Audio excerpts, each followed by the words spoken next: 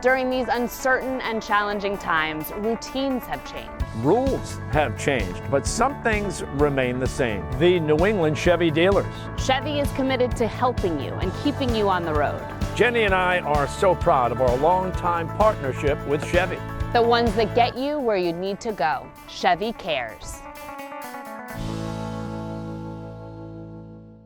We know this guy knows his way around the football field, but we didn't know he knew his way around the kitchen as well as he does. Matt Chatham and his wonderful kids, Lex and Em, are joining us as our home cooking hero. Today you're doing a mixed nut recipe that apparently you've done with the kids a few times.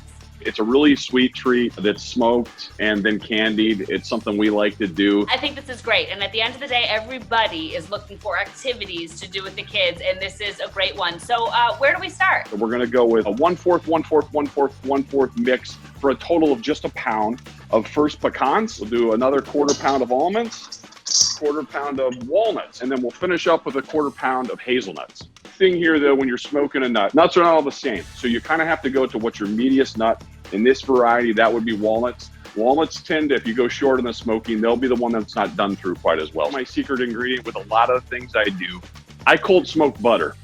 1 tablespoon of that melted smoked butter, a tablespoon of pure maple syrup. You can do agave syrup. You could do straight honey, but there are different iterations for whatever sweet it is that you want to go with. Not for the kids, this is me. And this was a full bottle of Bullet, but it's been a long quarantine, so we're down to the very tail end of this, a half a shot. The final thing is the rub. The one unique ingredient I use in my barbecue rub, there's some allspice in here. 3 tablespoons for this 1 pound. All right, so we don't want clumps, we don't want too much sugar, and we don't want too much liquid. Exactly. Final step here is to take our nuts, put the nut mixture on a grilling mat if you've got one. I love these things. It's perforated, allows them to sit on top and then smoke to get through on both sides nice and evenly.